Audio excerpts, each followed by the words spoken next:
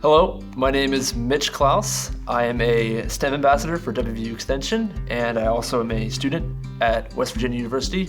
Today we're going to read a book called Why Do Elephants Need the Sun? And it's going to kind of tie into the activity and the kit that I will explain a little bit later, but I'm going to go ahead and start the book. So why do elephants need the sun?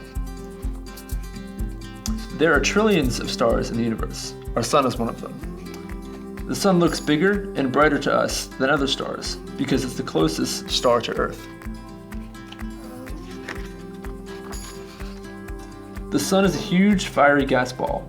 It radiates or sends warmth and light from 93 million miles away. That's more than a million Earths could fit inside it. Compared to the sun, Earth would be about this size. Super tiny. Plants and animals all over the world depend on the sun's energy to live.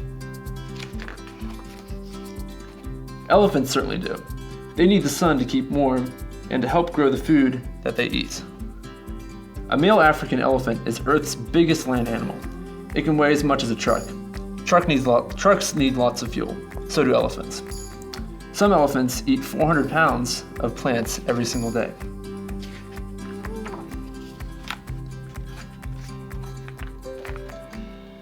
Plants need food too, but with the help of the sun, plants can make their own food. They do this by photosynthesis. It works like this.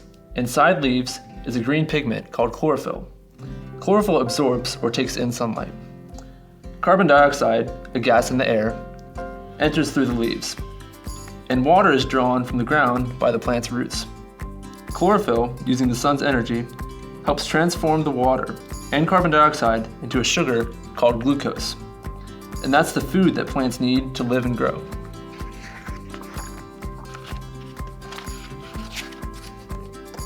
In photosynthesis, the water inside plants splits into two parts, which is hydrogen and oxygen.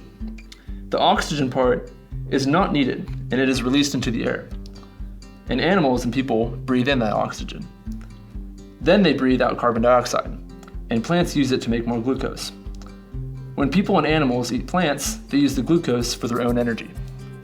Plants and animals are truly life partners, helped along by the sun. Animals need to drink water just as plants do, especially elephants. A thirsty elephant may drink 50 gallons of water a day. The hot sun can dry up water hole and help fill it up again. But how? The sun's heat evaporates ocean water, and that turns it into water vapor. Then that water vapor rises and forms clouds, leaving the salt behind. The sun warms the air more in some places than others. When the warm air rises, the cool air rushes in to take its place, and that causes wind. Wind blows clouds over land, and water falls as rain or snow. Some of the rain will fall onto grassy savannas where elephants live, and some will flow into the water holes where elephants drink. Water will soak into the ground and help plants grow so elephants can eat.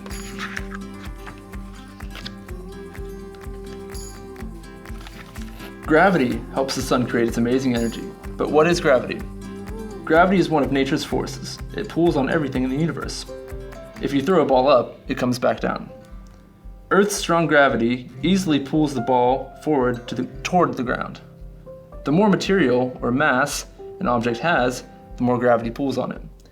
That's why an elephant weighs so much more than a baboon. Earth's gravity pulls on the elephant, with much more force.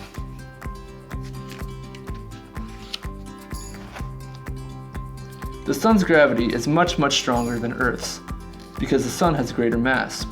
The sun's powerful gravity holds all 8 planets in their orbits, keeping them from flying off into the cold darkness of space. How does gravity help the sun generate energy? The sun is not solid like Earth. It's made up of mostly hydrogen gas. Gravity pushes on the sun's surface and compresses the hydrogen gas inside, causing the hydrogen atoms to heat up. Over the years, people have devised ways to use the sun for many purposes, like telling time, the sundial. A black tank absorbs the sun's heat, which heats water in the tank, as you can see right here. You can use the sun to dry clothes, or you can heat water for household use.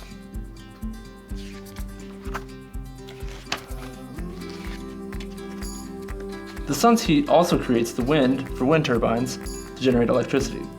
The wind turns the blades, which spins a generator.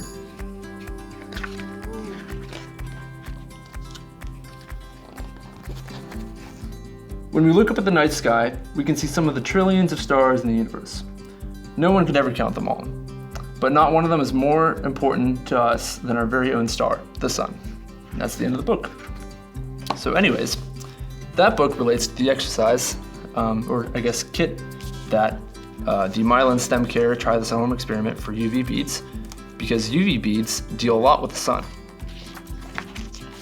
And if you have one of these kits at home, you can follow along with this book. There's step-by-step instructions and a lot of explanations in here that you can just kind of read along as I go over them. But in this kit, there will be, inside this plastic baggie, you'll have a booklet. And then you'll have some UV beads and a string.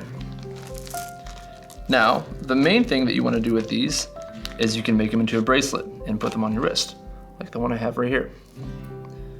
And you can make this however you want. You can use any style, you can use different types of string, but the important thing is that you use these beads, because although they're clear right now, as you can see right here, when you take these beads out into the sunlight, they will change colors.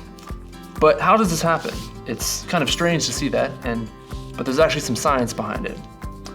So these beads are sensitive to ultraviolet light. And ultraviolet light is much different from any light that we see nowadays.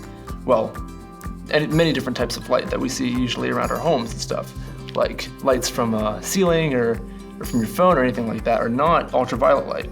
Ultraviolet light comes from the sun, and it is actually very dangerous, and it's what causes sunburns on people.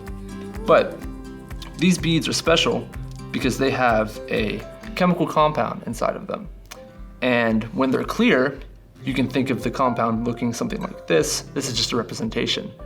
But when the light hits them, it changes to something different. When it will break a bond inside of the structure and it'll change into a different molecule. When that happens, the color will change too, and the beads that you put on your bracelet will turn into blue or violet or orange, and that's just from exposing them to the sunlight. So you can use these to make bracelets or an anklet or a necklace or anything like that. If you are interested in this activity or other activities that may be similar to this, you can visit the STEMCARE website to look for more information and stuff that's related to that. But thank you for joining.